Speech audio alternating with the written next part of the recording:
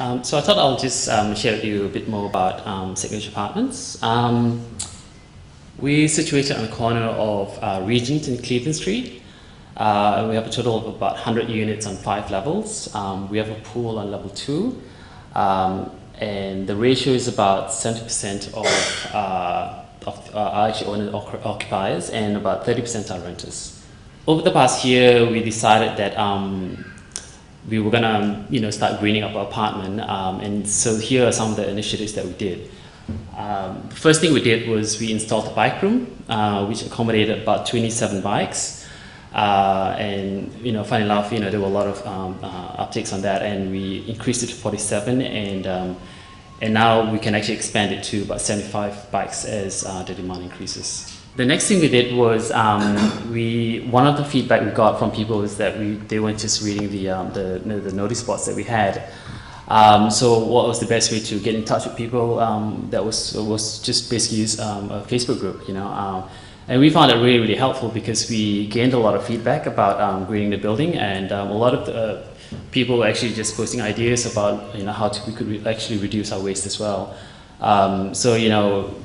This was a very useful tool for the executive committee to even test run sample ideas about what we wanted to do, and just getting responses from people, and we felt it was a much better way of getting in touch with people rather than just putting a blank statement on a notice board. The next thing we did was we installed 2 compost bins on level 2 and level 5, basically just to reduce our organic waste. My chairman is really quite passionate about this as well, and he pretty much collects waste from 2 of the cafes nearby, and you'd be quite surprised at how quickly it fills up as well. And we've got a gardener every month who comes in and who sort of takes off the excess compost that gets right at the bottom as well. So we found that to be one of the one of the easiest ways for people to actually reduce their organic waste. This is some of the pictures that we have. So one of the bins actually sit right at the end on level 5, and the other one sits on level 2, just tucked away nicely on one of the stairs. And we've actually used the fertilizer as well from the compost bins. And some things we've also done was to get some of our shredded newspapers and just start putting it in there just to get a bit of a mixture happening in there. And the next thing we did was we started a herb garden and veg patch on level 5. At the moment we've got mint, we've got coriander, basil, tomato, lettuce leaves, and spring onions.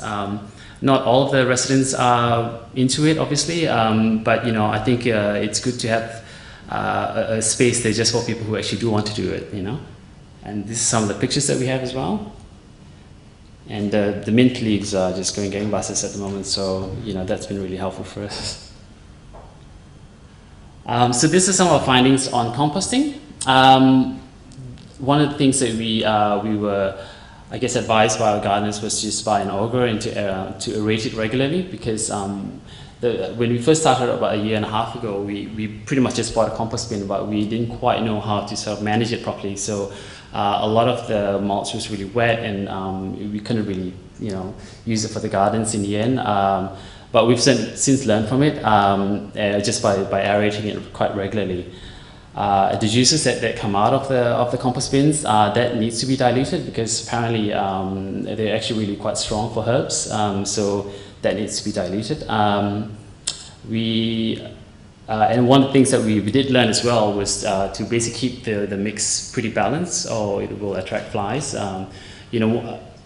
About a year ago, probably, I think we did get 1 or 2 comments from residents about it being quite smelly and all that, but that was only because we didn't know what we were doing, sort of thing. So what we did now is we tried to get the right balance, and once you get the right balance, you don't actually attract any maggots or flies or anything else, basically. So I think that was one of the things that a lot of people get a bit icky about, because they think it actually attracts rats and mice and flies and all that, when it actually doesn't, because you don't actually put in meat products in there or dairy products in there. So so it's really just trying to get the right mix in there. And the other thing we did find that was really good for the compost bins was to get coffee grindings and coffee husks. This kind of stuff we just get it from the local cafes who just pretty much give it to us, and we pretty much just dump it in there every couple of weeks, and that's been pretty handy for our compost bins, and we're actually seeing a lot of results from it, because you actually have to have a lot of waste just to get like a bucket of soil basically. So but it's quite a we felt it was quite an interesting experiment, because I think it's starting to get people coming together as well. You see one of your neighbors putting stuff in, and you start to talk about them, about what you're doing, and so I think it's actually a good way to get people together as well in your buildings. And I was mentioning about the local cafes. They happily provide you with green waste. So basically, you just gotta ask, basically. And one of the things you can actually do in your on your kitchen bench is just really get a sealable container, this is what I have in my house. And if you're worried if it smells, you can just put it in your fridge basically. I do that because it's the right thing to do, and also because I've got a worm farm at home as well, so I literally just all my waste basically goes into my worm farm. So that's quite good. And the other thing was to cut up all the items that are going to compost bins so that it composts a lot quicker. I just thought I'll share with you some of my own personal journeys. About a year ago,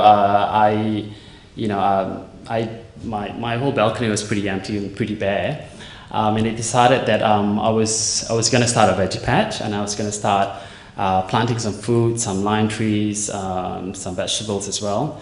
But what I didn't want to do was I wasn't going to spend any money on it. So what I did was I pretty much sourced everything that you see in the photo on council pickup nights. You'd be amazed at the things that people throw out, and right down from the pots to the soil, even right down to plants as well. A lot of the cuttings I got from friends. I guess one of the only things I did buy was a couple of seeds from Bunnings and stuff. But if you really look around, there are a lot of things that you can actually get for free. I got my soil from Gumtree. There are people giving away soil all the time. You just got to go there and collect it with your buckets. And I got my worm farm obviously from the city of Sydney, and that's just sitting there in the black spot there. And yeah, it's I sort of call it my house pet because I don't really have cats or dogs in my apartment, but it actually really becomes a conversation starter for a lot of people who come to my apartment. Just finding really creative ways of actually planting food. Actually, I guess stuff you can put on your shoes. Finding little containers and stuff. One of the things that since embarking on this journey was there are two things I think that really kind of changed the way I thought about things. And firstly was waste really. Just the amount of waste that we produce. That could really be reduced by putting into a compost bin or worm farm. That sort of shifted my way of thinking.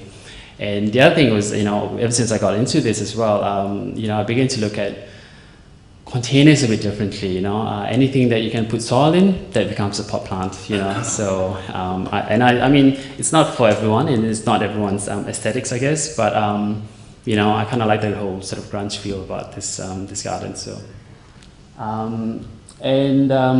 I guess just two things that I'd